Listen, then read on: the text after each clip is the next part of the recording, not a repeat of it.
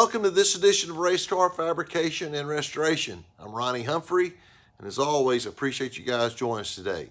We've got a lot to do. We're hopefully going to get the motor set into the chassis to kind of dummy stuff up.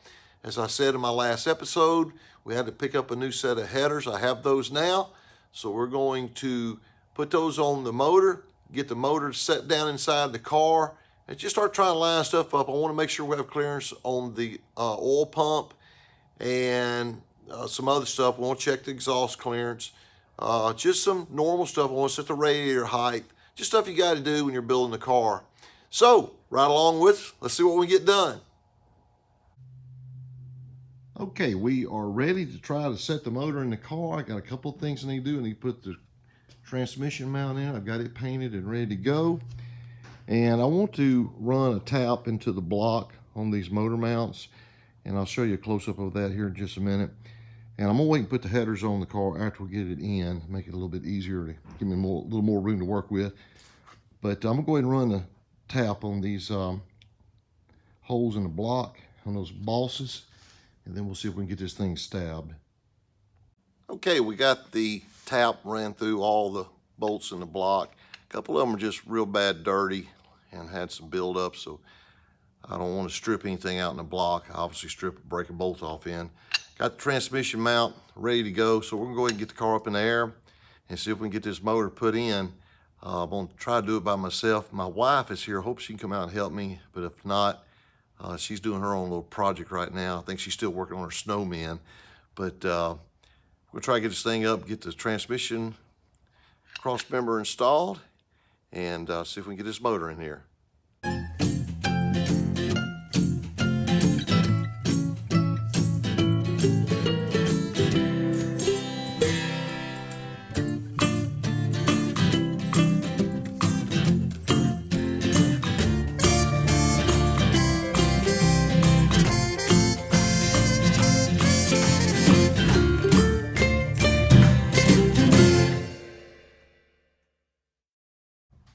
Well, I'm real pleased with how everything lined up. It's amazing.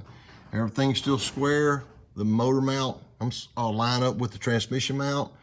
I see just one problem with the shifter arm here, but that's very minor. We just re-twist that. It's hitting this cross member mount.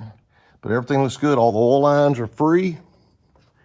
And only thing we got to do is we got to get another fuel pump rather. This fuel pump's going to be clocked different.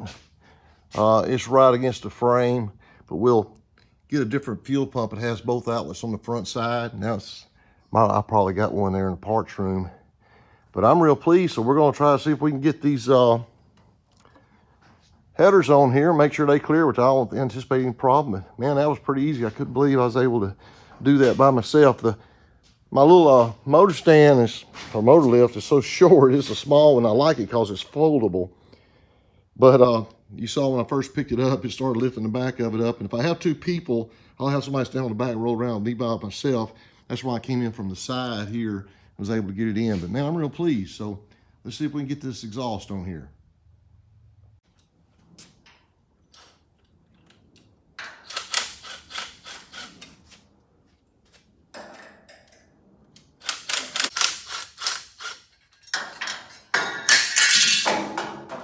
Okay, be that way.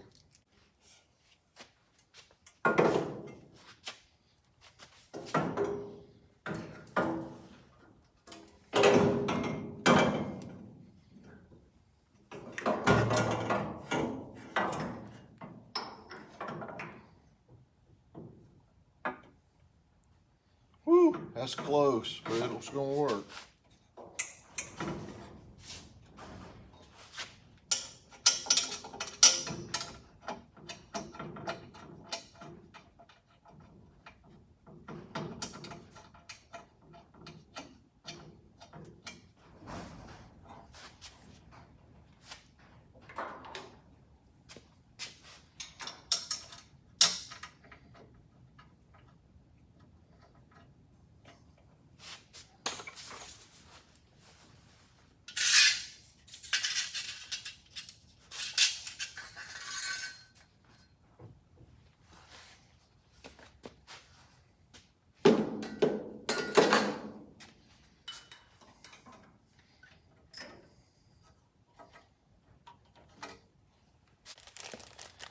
I'm friends with Dennis Schoenfeld at Schoenfeld Headers, and I gotta commend him. They're actually going to the small 5/16 head bolts now.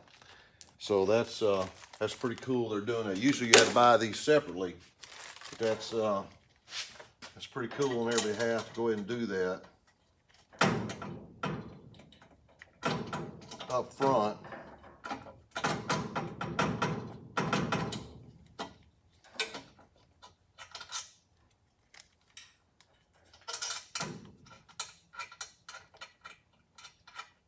I actually bought a special 5/16 wrench, a 6-point wrench for these things. And you cannot find a 5/16 6-point wrench. They are like hen's teeth. So I had to buy one like Snap-on or Mac Tools. Buddy got it off their tool truck.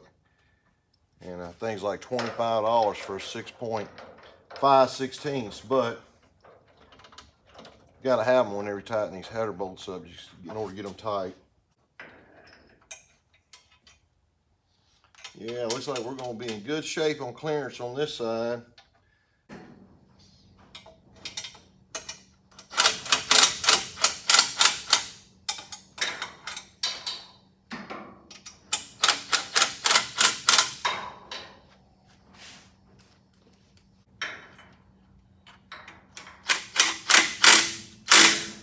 Hail to the man who invented the universal.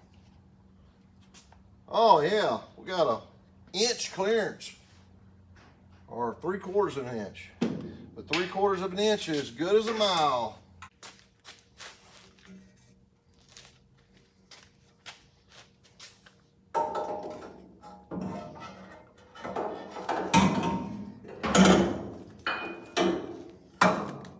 You can see why I waited to tackle this after we had access back to the lift again. That oil line we got to adjust down here, but that's no problem.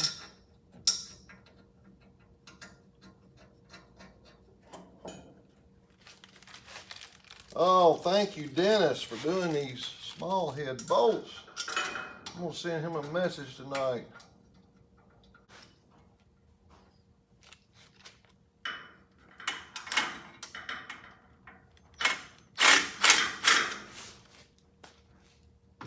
Alrighty.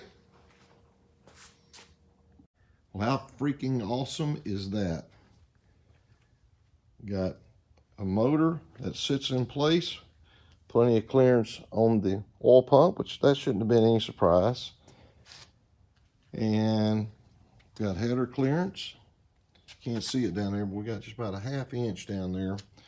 On the other side, it's a little bit tighter. Like I said, we got to take this fuel pump. I got to swap this around, get a different style fuel pump, but that's no problem. We got a swap meet here at the shop next Saturday. I'll probably find one here. But man, that's awesome. Just gotta get a couple oil lines here away from the headers. We can just tie that up, and I think that's gonna work real good. So we'll go ahead and start. I've got all the stuff for the firewall painted, and I've got the accelerator and all done. And we can start putting all that stuff on the firewall. I tell you what'd be nice. It'd be nice if I could leave this motor in here. And to be honest with you, I don't really see why we can't. But we will discuss that more later.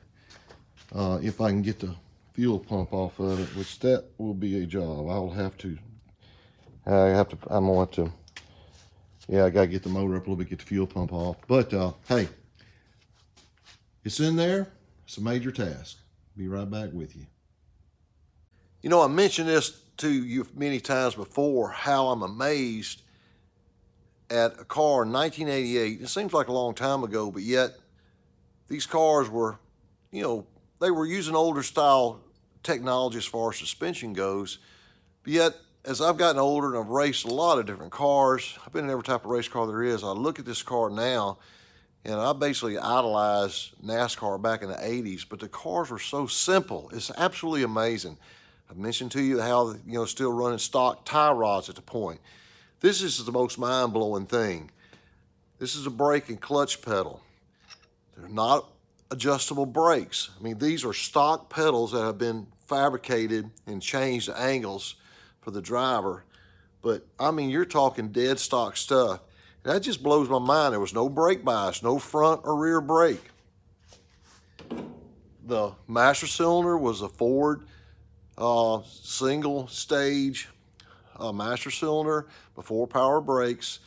I think, you know, this, I looked up I think it's like a Mercury Cougar, early 60s or so, and is what this is. But it's just crazy. If you lost brakes, you lost brakes. Nowadays, all race cars nowadays with, you know, brake bias adjuster, you still have one master cylinder for either the front or the rear, hopefully still get woed down a little.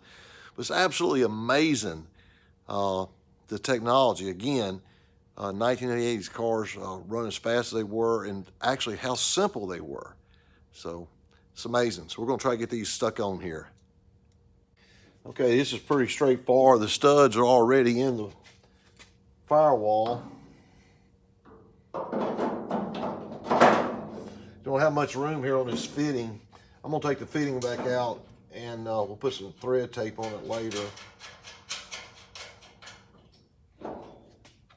People at the powder coating place, they do a real good job of protecting the threads on these studs.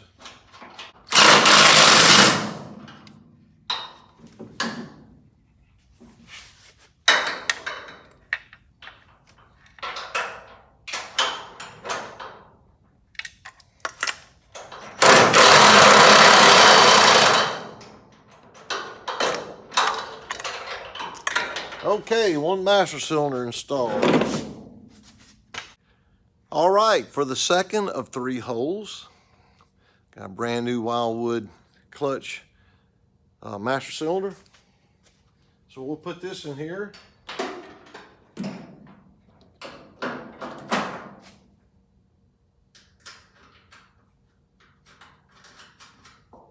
Again, I'm thankful that the powder coating company protected all these threads.